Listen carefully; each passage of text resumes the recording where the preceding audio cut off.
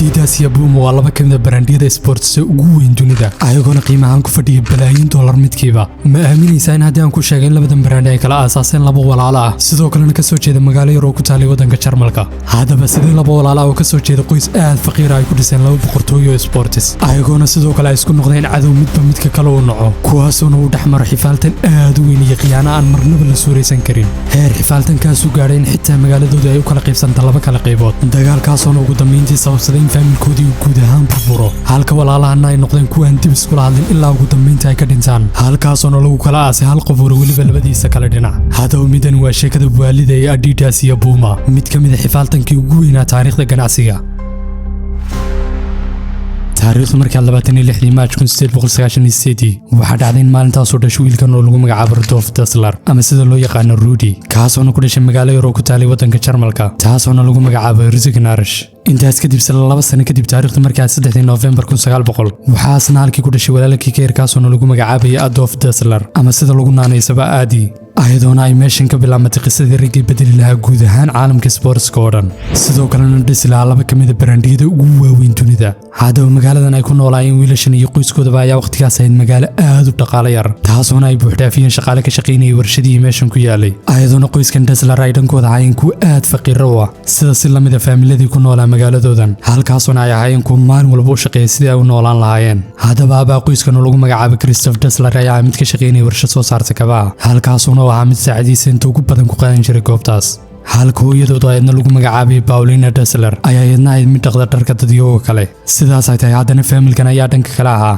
mid xaalad walba oo jirta isku duubni kaga hortagi jiray ayagoona xaaladaas qacmaha isku qabsanaya halka dhanka kalena ay Adi iyo Rudi ahaayeen kuwa ayaguna dhankooda familka ka caawiyay yaraantoodiiba ayagoona markay iskuulka sii aadayeen ay hooyadood ka caawin jireen inay u sii qaadaan dharka si ay ugu kala geeyaan familidii lahaa ee loo dhaqeeyay ilaa ugu dambeyntii uu uga baxo wiilashan magaca The Laundry Boys wiilasha dhardhaqowga dhanka kale markaan u nimaadna wiilka weyn ee Rudi ayaa ahaa mid mar walba dhankiisa raadiya fursado asagoona ah mid dadyoga kale dhex gala halka yaraankii Adi uu asna ah mid hoos fiiriya sidoo kalena u fiirsada waxyaabaha yaryar ee qarsoon midanoona labadan walaal ka dhigayseen horaantii bay ahaayeen kuwa aad u kala fikir duwan sidoo kalena aan marnaba isku dabeecad ahayn haddaba waqtigii dhalinyarnimada Adi ayaa mid ka shaqo bilaabay goob lagu sameeyay rootiga laakiin isla muddo yar kadib uu isaga tagay maadaama uu la qabsan waayay shaqadii meeshan intaas kadib Adi waxa uu bilaabay inuu raaco raadkii aabihii asagoona waqtigaas ka shaqo bilaabay warshadii sameeynayay kabaha goobtan uu isla markaas mid aad uga helay asagoona halkii ku bartay sameyntii iyo isku keenidii kabaha laakiin wax walba sidaas kuma sii soconin ayadoona taariikhdu markii 1914 uu halkii ku qarxay dagaalkii koowaad ee dunida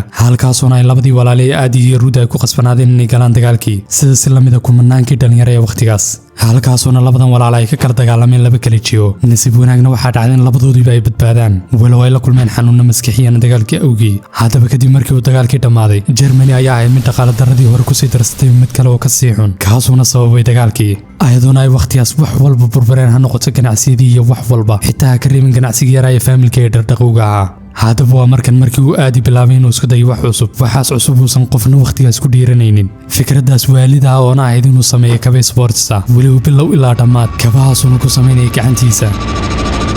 xisaabtana ku darsa waqtigaas ma jirin haba yaraatay kaba u gaaray sportska oo dadyoga ayaa waqtigaas kuwa ku ciyaaro kaliya kabayowga caadiga ee ay si maalinlaha u xidhaan laakiin Adi ayaa midkii rabay inuu bedelo waxaas oo dhan halkaasuna markiiba ninkan mid ku hawlgalay qolkii yaraa ee hooyadii ay mid dharka ku dhaqi jirtay halkaasuna Adi markiiba bilaabay inuu isku soo aruriyo wixii dagaalka ka soo haray ha noqoto hargii koofiyada askarta hargii baalashuudida iyo dhammaan qalbiyadii kale uu helayayba waqtigaas ugu dambeyntiina dadaalkaas oo dhan kadib Adi ayaa halkii ku soo saaray kabiisi sports ee ugu horeeyay kuwaasoo dhamaantii kuwa ka duwanaa kabayowgii hore ayadoona markiiba uu ka iibiyay ciyaaryahanadii iyo orodyahanadii dariskiisa ahaa halkaasuna muddadiiba ku noqday mid yeesha macaamiil sidoo kalena uu aqoonsi ku dhex yeeshay bulshadiisii ku noolaa magaaladiisa haddaba taariikhdu markii 1923 Rudi oo ahaa walaalkii Adi ayaa dhankiisa mid shaqadiisii ka soo tagay kadib isfaan waa ka dhex dhacay asaga iyo maamulihiisa halkaasuna uu Rudi markan bilaabay inuu garab istaago walaalkiisan ka yaray Adi kaasuna waqtigaas dhankiisa u baahnaa garab istaag xoogan halkaasoona markan ay labadan walaal isku darsadeen awoodoodii sida yaatoo maadaama uu Rudi ahaa qof charismatic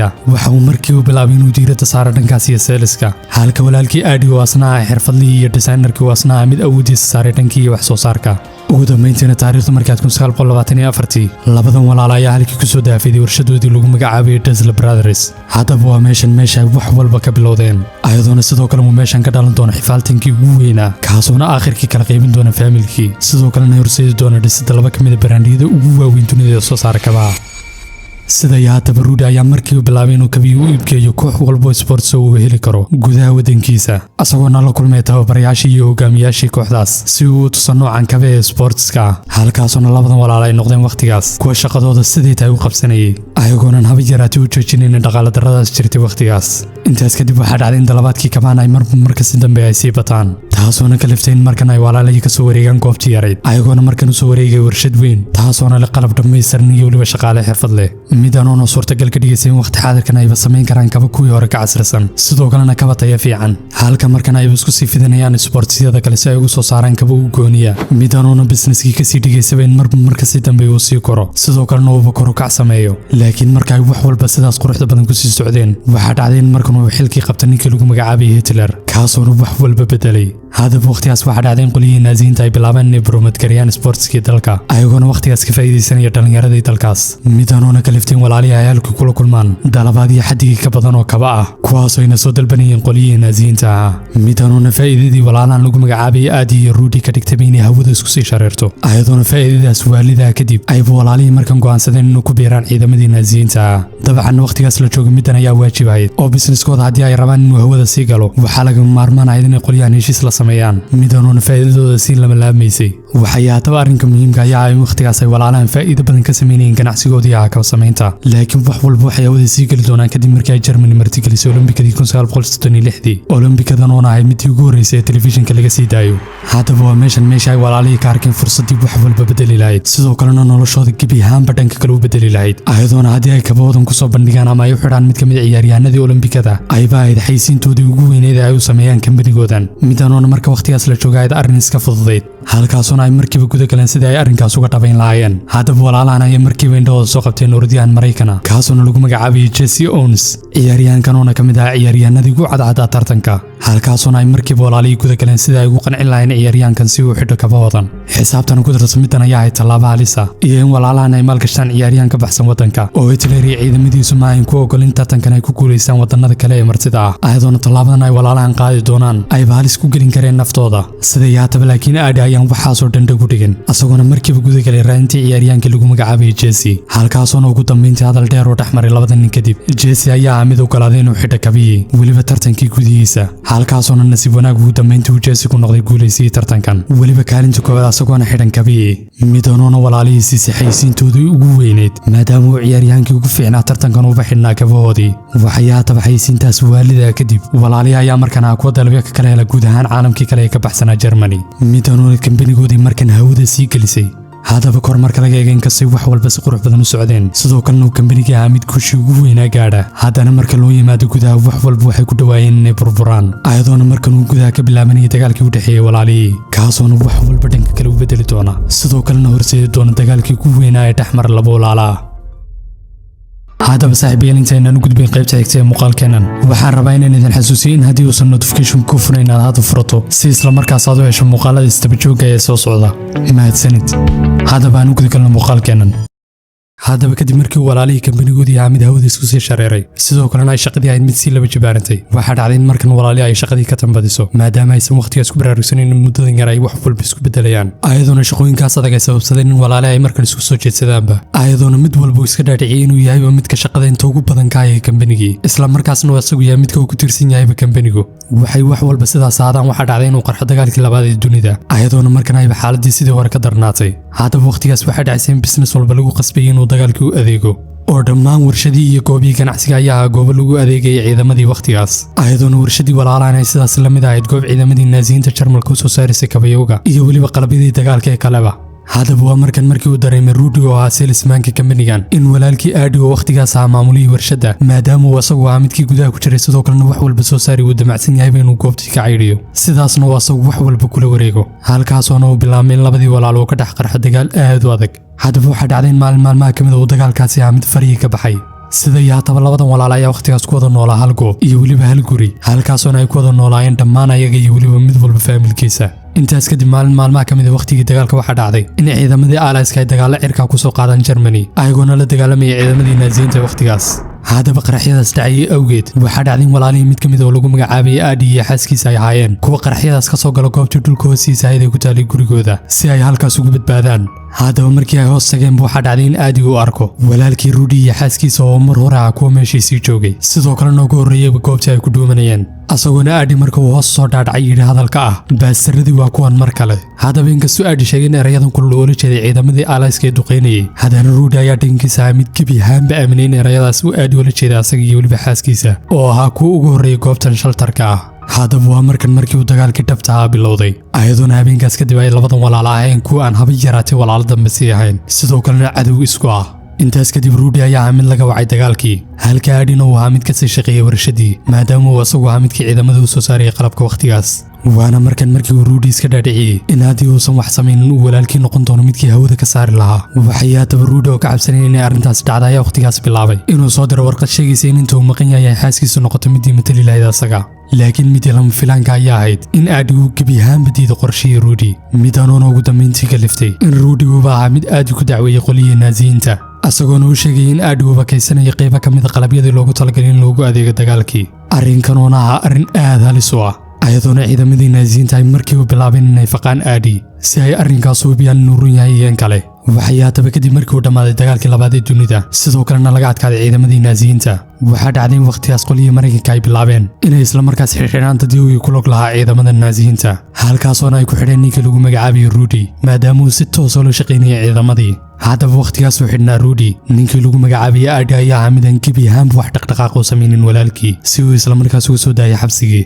midanoona Rudy aad uga sii cadhaysiisayba iyo in walaalkii uu ahaa midaan haba yaraatay wax tallaaba u qaadin walow ciidamadii Mareykanka ay markii dambe sheegeen in xiritaanka Rudy uu ahaa shirqool loo dhigay ninkan halkaasuna Rudy mar kale aaminay in shirqoolkan uusan qof kale u dhigin aan ka ahayn walaalkii aadi kaasoona rabay inuu hawada ku cuno haddaba kadib markii Rudy laga soo daayay xabsigii labadan walaal ayaa ahaa kuwa cadowtinimadoodii ay cirkiis ku sii shareertay ayagoona aan markan haba yaraatay sii wada shaqayn karin sidoo kalena aan isku meel ka soo horjeedsan karin haddaba taariikhdu markaad ku 1948 kadib iska daba wareeg dheer kadib Rudy iyo aadi ayaa kuwa kala qaybsaday kambanigii halkaasona ay ugu dambeyntii ku kala dhasheen labada kambani ee lagu kala magacaabo Adidas iyo Puma ayadoona cadowtinimadii labadan walaal ay meeshaas ka sii socon doonto haddaba aadi ayaa markiiba kambanigiisan u bixiyay magaca Adidas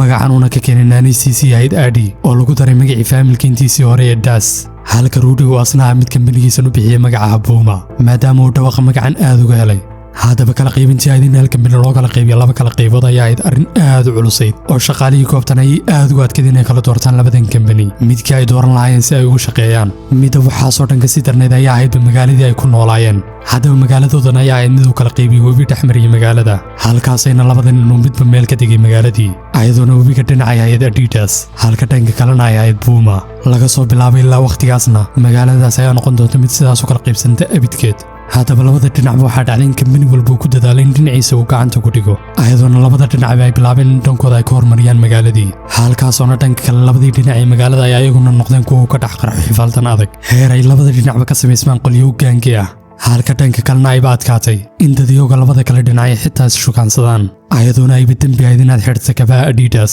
adigoo isla markaas jooga qaybta Puma sidaas la midana qaybta kale midanoona sababtay in magaaladan waqtigaas lagu magacaabo magaaladii foorarsanayd sababtoo ah qof walba wuxuu waqtigaas fiirinayay kabayoga ay dadka kale xidhan yihiin si uu ogaaday in qofkan uu yahay team Adidas ama team Puma haddaba adigaan ku weydiiyay teamka ama team Adidas mise team Puma hoos nagula wadaag haddaba waxaa jira hal qof oo aan labada dhinacba dhinac raacin magaaladii qofkaasoona ah maayirkii magaalada ee waqtigaas kaasoona bilaabay in labadiisa kaba uu ka kala dhiga mid Puma iyo mid Adidas si uu isla markaas u muujiyeen labada kambani ay matalaan magaaladan dhanka kale waqtigaas labadan kabood ee Adidas iyo Puma ayaa ahaayeen kuwa is-shabaha maadaama ay labaduba ahaayeen kuwa kalarka madowga ah ilaa ugu dambeyntii uu aadi ahaa mid la yimaaday dhisaankiisa u gooniya kaasuna kaga duwanaanayay walaalkii asagoona halkii kabihiisii ku xarray 3 xariijimood oo caddaan ah kuwaasoona kabihii ka dhigaya kuwa markiiba la aqoonsado sidoo kalena leh astaan Adidas ah halka Rudy uu asna mid sidaas la mid kabihiisii u yeeshay astaan u gooniya haddaba wuxuu xaalku sidaas ahaadaba waxaa dhacday in la gaadho World Cup-kii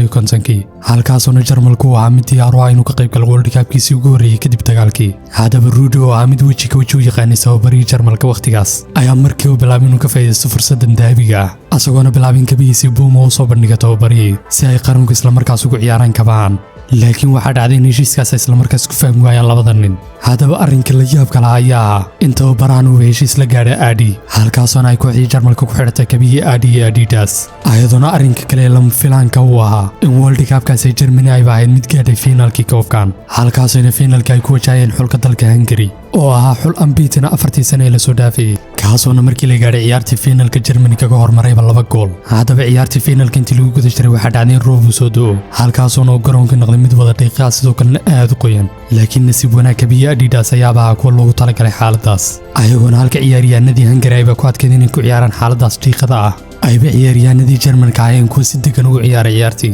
ugu dambeyntiina daqiiqada kadib Germany ayaa bilowday inay markiiba comeback sameeyaan, halkaasoona ay finaalkii ku qaadeen 3-2 gool kadib kulan mucjiso ah oo dhexmaray labadan qaran. haddaba maadaama ay kabahaas Adi iyo Adidas ay door weyn ka ciyaareen guushan taariikhiga ahna, waxaa markiiba dhacday in Adi loo aqoonsaday geesi qaran, halka kabihiisiina ay wakhtigaas noqdeenba kuwa hawada gala. dhanka kale Rudy ayaa dhankiisa ahaa mid arrinkii aad uga cadhooda maadaama ay fursadani asaga gaftay. sida yaataba isla sanado yar kadib World Cup-kaas Olombikadii 1956 Melbourne waxaa dhacday in sanadkaas loo diiday oo markabkii Puma inuu galo waddankaas, halka dhanka kale loo ogolaaday markabkii Adidas. midanoona la sheegay in Adidas ayba ka dambeysay qorshahaas maadaama uu Adi rabay in kabayoogiisa ay noqdaan kuwa ugu badan ee lagu ciyaaro tartankaas. midanoona dagaalkii Puma iyo Adidas weji kale u yeeshayba, halka dhanka kalena ay kambaniyada sidoo kale waqtiyadaas soo kordhiyeen productyo kale oo ka duwan kabihii, ha noqoto funaanado, buumayaal iyo sigsiyaamaba. ayadoona product walba oo mid ka mid ah kambaniyadooda soo saaro uu ka kalena ahaa mid soo saaray isla productigii. haddaba taariikhdu markaad 1970